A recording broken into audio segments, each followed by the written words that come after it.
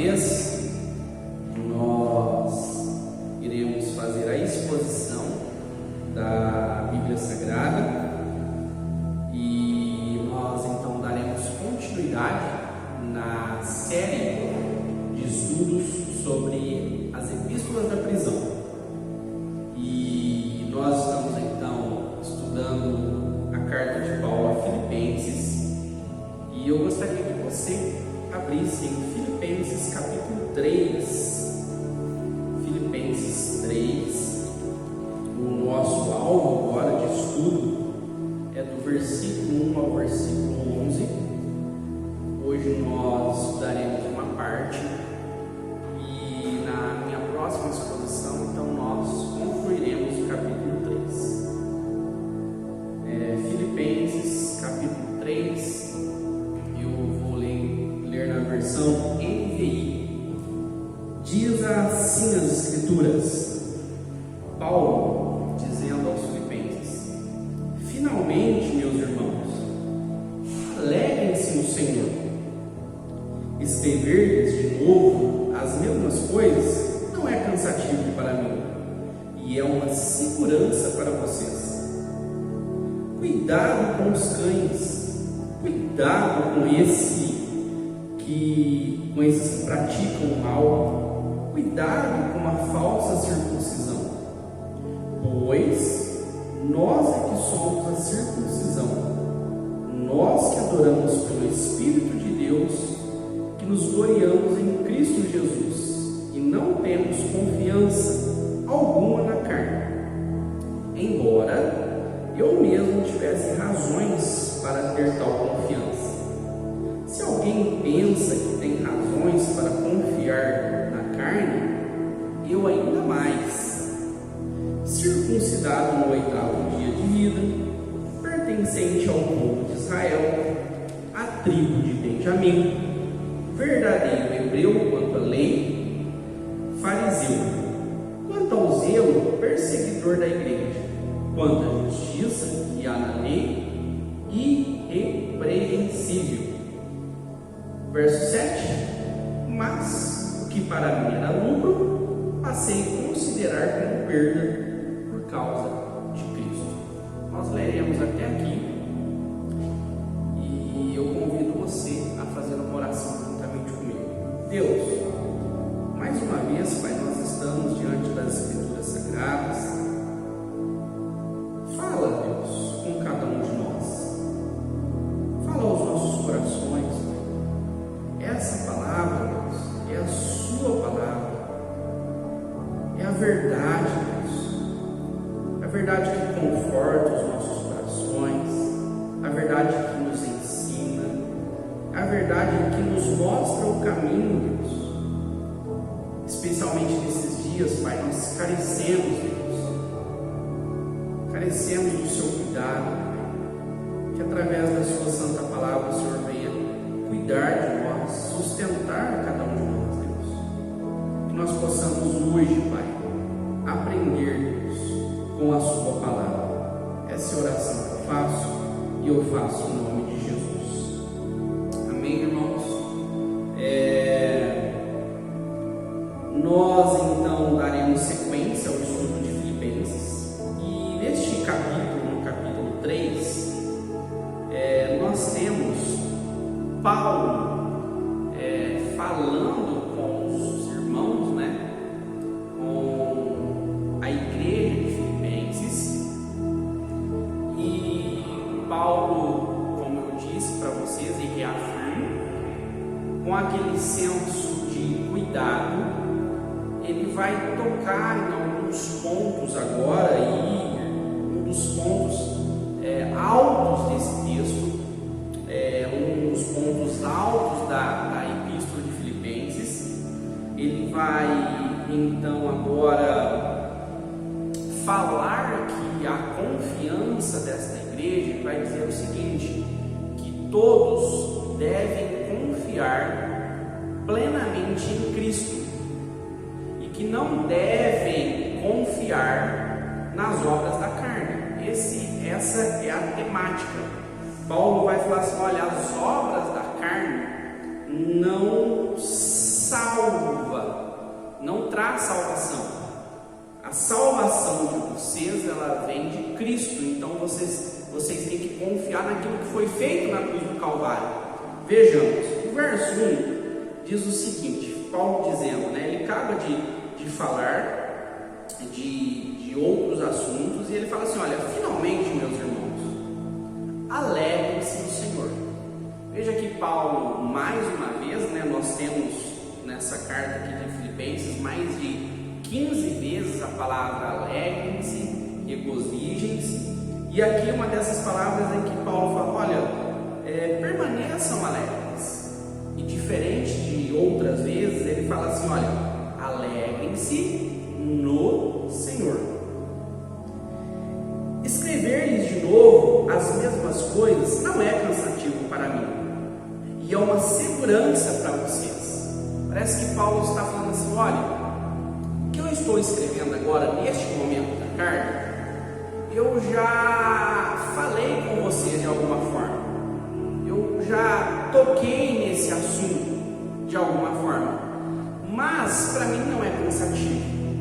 E para vocês, o fato de eu ser repetitivo, né, Paulo está dizendo, é um motivo de segurança.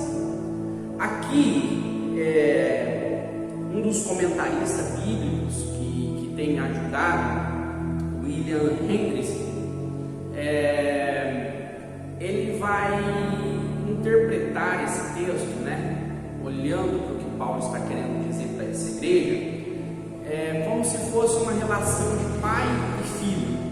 Sabe quando um pai, por diversas vezes, insiste com o seu filho: olha, eu estou te alertando sobre isso, olha, não vá por esse caminho, olha, faça desta forma, olha, não é desse jeito. Sabe aquela instrução paterna de cuidado e que muitas vezes é repetitivo? Sabe quando o pai fala uma, duas, três, quatro vezes e parece que Paulo está sendo exageradamente cuidadoso com esta igreja? A gente está falando de uma igreja nova, uma igreja de aproximadamente 10 anos, um pouco mais de 10 anos. E Paulo está cuidando de todos os detalhes para que esta igreja ela seja uma igreja bem fundamentada, que seja uma igreja fiel, que seja uma igreja relevante, que seja uma igreja que venha a imitar a Cristo, como Paulo já ensinou. E ele, para ter essa igreja, Paulo, ele como um pastor desta igreja, ele vem orientando. E aqui ele orienta mais uma vez. Eu falo: eu já falei isso para vocês outras vezes, e eu falo novamente. Isso para mim não é cansativo, e é uma maneira de vocês sentirem segurança, né? É como se você estivesse numa rodovia, num trajeto, e nessa rodovia, em algum momento, você vai passar por uma curva perigosa. Então, durante esse trajeto, talvez você vai ver 2, 3, 4 placas dizendo para você: olha, cuidado, olha, cuidado, cuidado, olha, não é assim, vai devagar. É o que Paulo está fazendo. Paulo está sinalizando o caminho desses irmãos, e Paulo está falando: para mim não é cansativo, eu irei falar das mesmas coisas quantas vezes for necessário, a fim de orientá-los. Amém? Quando nós vamos para o versículo 2, cuidado de Paulo parece extrapolar. Paulo tem um cuidado aqui significativo, e esse cuidado de Paulo é um cuidado significativo porque muito provavelmente contrapõe um perigo iminente. Ou seja, Paulo está sendo tão cuidadoso, porque provavelmente Paulo deveria ter ouvido falar que esta igreja estava correndo alguns perigos, e por isso Paulo estava de alguma forma cuidando de maneira exagerada. Imagina Paulo derramando cuidado em suas palavras, através das suas palavras, em relação a esta igreja. E ele diz assim no verso 2: cuidado com os cães, cuidado com esses que praticam o mal, cuidado com a falsa circuncisão. Veja que Paulo fala cuidado uma vez, cuidado duas vezes, cuidado três vezes. Parece que Paulo está realmente sendo assim: olha, abra os olhos. Tenham muito cuidado. Por quê? Paulo vai nos explicar. Pois é nós que somos a circuncisão, nós que adoramos pelo Espírito de Deus, que nos gloriamos em Cristo Jesus e não temos confiança alguma na carne. Esse é o verso 3. Veja que interessante. Tinha um grupo de pessoas que estavam dentro dessa igreja, que estava fazendo mal para os irmãos da igreja, estava fazendo mal para a igreja de Filipenses, e isso já deveria ter chegado aos ouvidos do apóstolo Paulo, que estava preso. E Paulo, para cuidar desse mal que estava ali na igreja, ele falou: olha, muito cuidado, mas cuidado com quem? Irmãos, o termo circuncisão, a falsa circuncisão, aponta para um grupo possivelmente de judaizantes. Então, essa primeira parte que eu estou estudando com vocês, Paulo faz um alerta à igreja de Filipenses para que tenham cuidado com os judaizantes. O que esses judaizantes estavam dizendo? Essas pessoas estavam dentro da igreja e estavam trazendo algumas divisões dentro da igreja, porque eles estavam plantando no coração dessas pessoas um falso ensino, uma falsa doutrina. Eles estavam querendo de alguma forma suplementar a graça. Eles estavam dizendo o seguinte, que se Paulo fala assim: olha, cuidado com os cães, cuidado com esses que praticam o mal e com a falsa circuncisão, o que Paulo estava querendo dizer? Primeiro, que esses judaizantes, eles estavam causando mal de uma tal forma que Paulo compara com um tipo de cão da época. Eu não gostaria que você aqui visualizasse o cão do texto sagrado com esse cão doméstico que nós temos hoje, com o cãozinho doméstico que nós temos hoje. Nós estamos falando aqui de um animal de rua, um animal selvagem, que por onde ele passava ele causava algum tipo de dano, avançava, ficava nos lixos no entorno dessas pequenas cidades. E Paulo está falando assim que essas pessoas têm causado mal, a exemplo do que os cães da época faziam.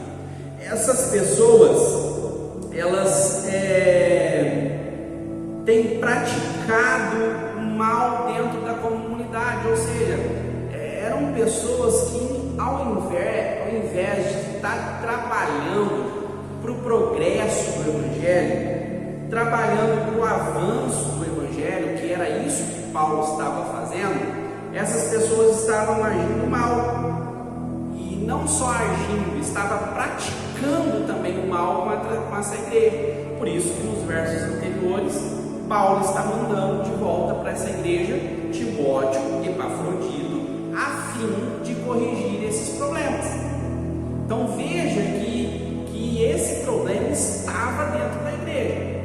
E essas pessoas estavam ainda ensinando uma falsa circuncisão. Por isso que a gente entende que é um grupo de judaizantes.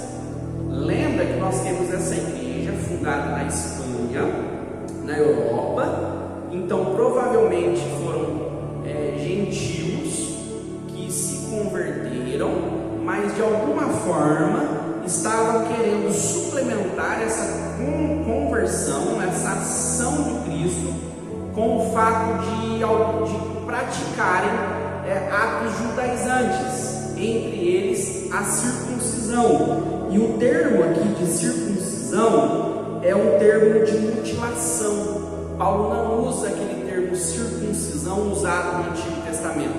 Paulo está dizendo, olha, essas pessoas estão dizendo para vocês viverem de uma maneira, Paulo vai chamar essa maneira da carne, por conta dessa mutilação, a fim de vocês então alcançarem uma nova vida. E Paulo está falando, cuidado, isso não é dessa forma, não é assim. Vocês, Paulo está ensinando, que adoram pelo Espírito de Deus, nós, o Paulo dizendo que nos gloriamos em Cristo Jesus, nós não temos confiança alguma na carne. Paulo está dizendo, não é mais assim como era. Vocês não devem seguir os ritos da carne, os ritos da lei. Cristo fez algo na cruz do Calvário que trouxe uma circuncisão no coração de vocês. Todos precisam dessa circuncisão de Cristo no coração.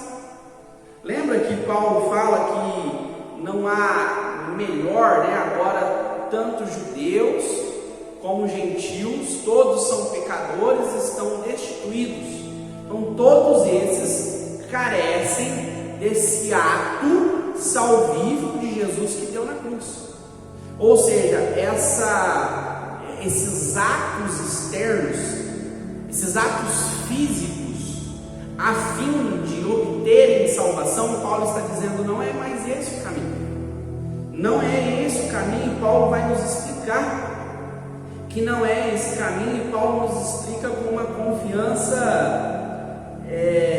singular. Porque olha aqui que ele diz no verso 4: embora eu mesmo tivesse razões para ter confiança. Paulo fala, gente,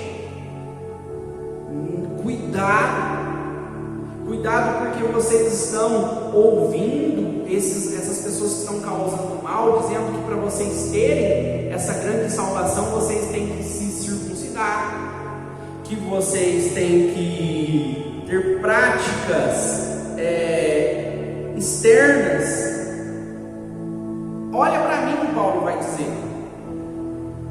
Olha para mim, eu vou através do meu exemplo, eu vou mostrar para vocês que não é desta forma. Aí o verso 4 diz o seguinte: embora eu mesmo tivesse razões para ter tal confiança. Se alguém pensa que tem razões para confiar na carne, eu ainda mais. Paulo está dizendo o seguinte, gente, olha o termo confiar na carne, olha essa expressão. Paulo está dizendo o seguinte: não, se vocês confiarem na carne, a confiança de vocês na carne é uma confiança que vai contra aquilo que foi feito na cruz do Calvário por Jesus, e isso foi feito pela graça. Entende? O que nós temos em termos de salvação, de nova vida, se deu pelo fato de Jesus ter morrido na cruz, e isso foi por graça. E não devemos confiar na nossa carne, ou seja, nós não devemos pensar que aquilo que nós estamos fazendo, que aquilo que nós iremos fazer, ou aquilo que nós podemos fazer, nos dará salvação. Ao contrário, o fato de nós termos recebido por graça tamanha salvação, é que nós fazemos o que fazemos, é o fato de nós vivermos como nós estamos vivendo. E Paulo fala assim, olha, verso 5, eu vou dizer para vocês que não é pela carne. Vocês judaizantes, que não são tão judaizantes assim, que fazem, que levam essa vida de maneira parcial, essa vida judaica. Vou dizer para vocês o meu exemplo. Eu fui circuncidado no 8º dia de vida.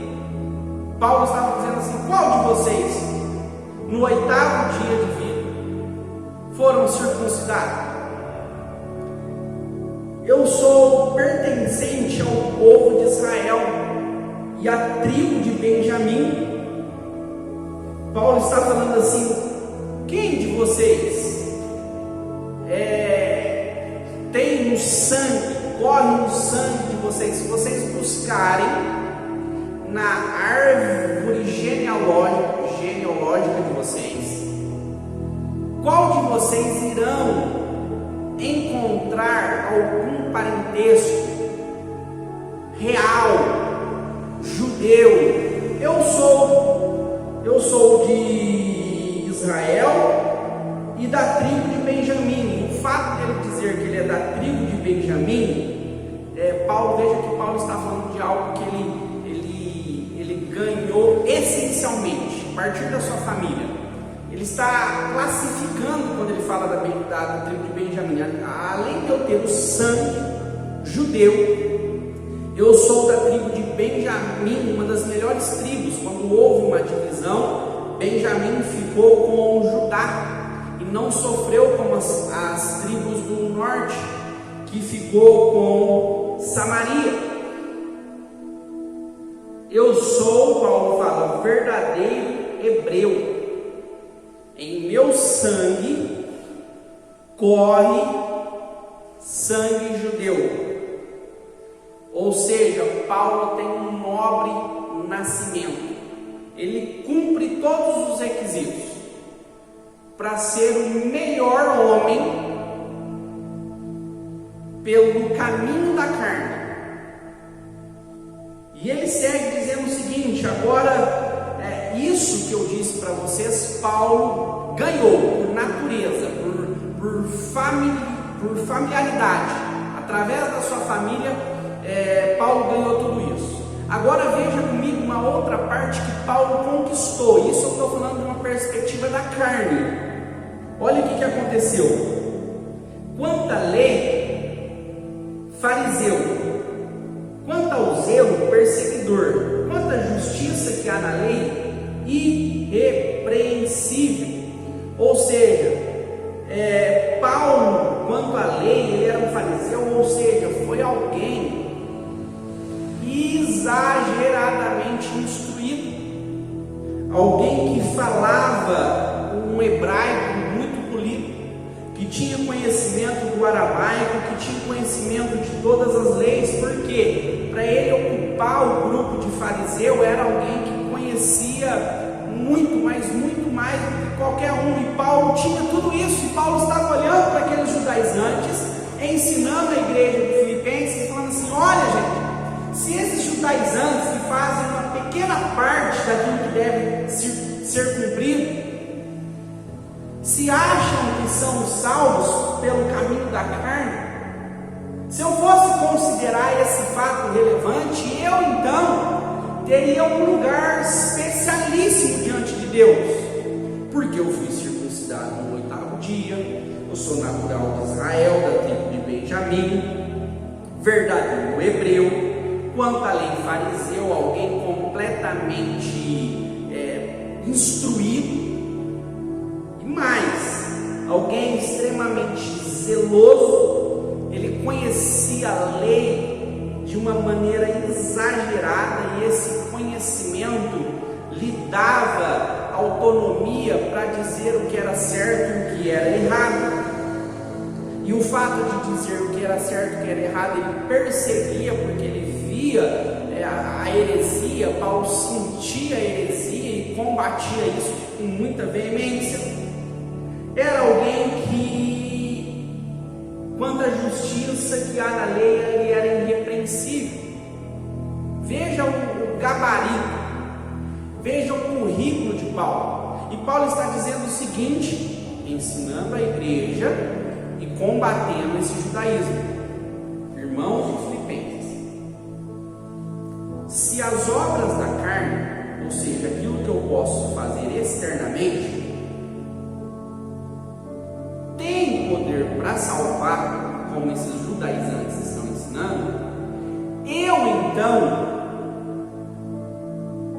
tenho a salvação, eu tenho a melhor vida possível, porque o meu currículo é invejável e eu tenho um lugar especialíssimo no céu. Paulo está falando. Só que Paulo fala tudo isso de uma maneira muito irônica. Paulo está falando assim: não é esse o caminho. Caio, mas como assim? Vejamos. Olha o verso 7. Mas o que para mim era lucro, eu passei a considerar como perda por causa de Cristo. Mais do que isso, considero tudo como perda, comparado com a suprema grandeza do conhecimento de Cristo Jesus, meu Senhor, porque perdi todas as coisas. Irmãos, olha a comparação que o apóstolo Paulo está fazendo. Vejamos você comigo, recapitulando para a gente entender, e eu vou fazer uma aplicação. Eu tenho Paulo alegre, com as suas preocupações, e essas preocupações levam Paulo a falar com essa igreja, e Paulo fala para essa igreja ter muito cuidado. Cuidado uma vez, cuidado duas vezes, cuidado 3 vezes. Cuidado com o quê? Imagina essa igreja toda espantada, olhando.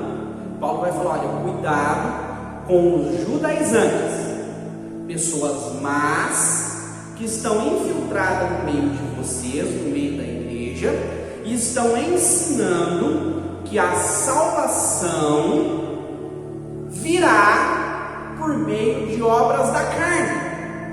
Paulo, mas quais são essas obras da carne que esses judaizantes têm ensinado para nós de maneira errada? Eles estão dizendo que vocês devem se circuncidar, que vocês devem observar alguns ritos judaicos que vocês farão de maneira externa.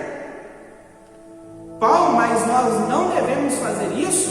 Não, Paulo está falando. Paulo está falando, não devem, porque se isso fosse verdade, olha o meu exemplo. Eu sou aquele que pertence ao povo de Israel, que foi circuncidado no 8º dia, pertencente à tribo de Benjamim, verdadeiro hebreu quanto à lei, verdadeiro hebreu quanto à lei fariseu, quanto ao zelo perseguidor da igreja, quanto à justiça que há na lei irrepreensível. Olha para mim, se isso tudo que está sendo ensinado, e eu sei que é uma grande mentira, Paulo está dizendo, fosse verdade, eu não precisaria ter essas preocupações que eu estou tendo com vocês, porque a minha vida é uma vida ímpar, o meu currículo é um currículo ímpar. Em contas, na coluna de créditos e débitos, eu acumulo com tudo que eu fiz muitos créditos. Sendo assim, eu estou então em um lugar privilegiado. Nossa, Paulo, imagina a igreja de Filipenses perguntando, mas e o que você está querendo dizer com isso? Aí Paulo vai responder: tudo isso, até o momento eu considerei como lucro. Até o momento eu considerei isso como importante. Até um determinado momento eu considerei isso como relevante. Porém, eu passei a considerar tudo como perda por conta de Cristo. Irmãos, aquele encontro que Paulo teve com Cristo abre os olhos do Paulo de uma tal forma que Paulo compreende, ele tem uma compreensão clara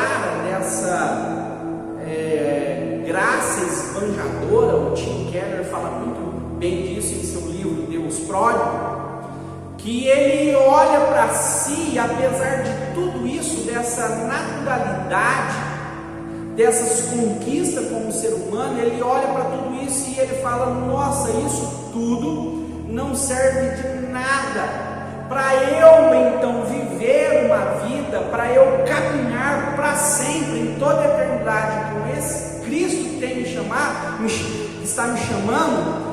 Tudo isso que eu tenho, que eu obtive em algum momento, eu considero como perda. Tudo isso não serve, não se compara, não tem como comparar com aquilo que Cristo fez por mim na cruz do Calvário.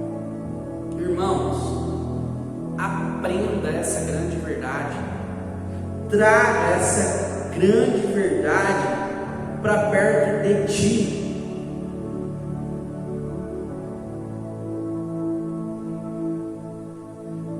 Olha aqui que o Russell Shedd fala, complementa bem o que eu estou querendo dizer. Aqueles que são genuinamente circuncisos não põem a sua confiança na carne, mas exclusivamente em Cristo. Quando eu falo dessa circuncisão, é desse novo coração que nós recebemos, dessa mudança que foi feita dentro de nós. Esses que passaram por essa genuína mudança, esses que foram realmente transformados, irmãos, nós não devemos mais confiarmos em nada advinda da natureza da carne, mas nossa confiança deve estar plenamente e exclusivamente em Cristo. Veja bem, guarda isso no seu coração, não tente de maneira alguma suplementar a graça de Deus. Não há nada que nós possamos fazer para agregar, para complementar, para suplementar aquilo que Cristo fez por nós na cruz do Calvário. Ele fez, irmãos, Ele pagou o alto preço por nós. Cristo fez. E Paulo está ensinando, Paulo está dizendo: olha, vocês não devem viver a partir das obras da carne, mas vivam, vocês só viverão a partir daquilo que Cristo fez na cruz do Calvário. Mais do que isso, considero tudo como perda, comparada com a suprema grandeza do conhecimento de Cristo Jesus, meu Senhor, por quem perdi todas as coisas. Eu as considero como esterco para ganhar a Cristo e ser encontrado nele. Não tenho a minha própria justiça que procede da lei, mas a que vem mediante a fé em Cristo. A justiça que procede de Deus se baseia na fé. Quero conhecer a Cristo, o poder da sua ressurreição e participação em seu sofrimento, tornando-me como ele em sua morte, pura de alguma forma, alcançar a ressurreição dentre os mortos. Verso 9 fala assim: ser encontrado nele, não tendo a minha própria justiça que procede da lei. Ou seja, não há justiça que procede da carne. Veja a justificação aqui pela fé, mas que vem mediante a fé em Cristo. A justiça que procede de Deus se baseia na fé. Irmãos, aquilo que nos torna justo. E John Stott acerta de maneira assertiva.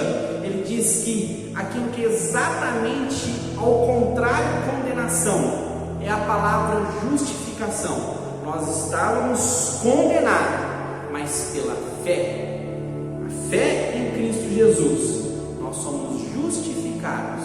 Fé em Cristo Jesus por quê? Por aquilo que Ele fez na cruz do Calvário, nós nos tornamos justos.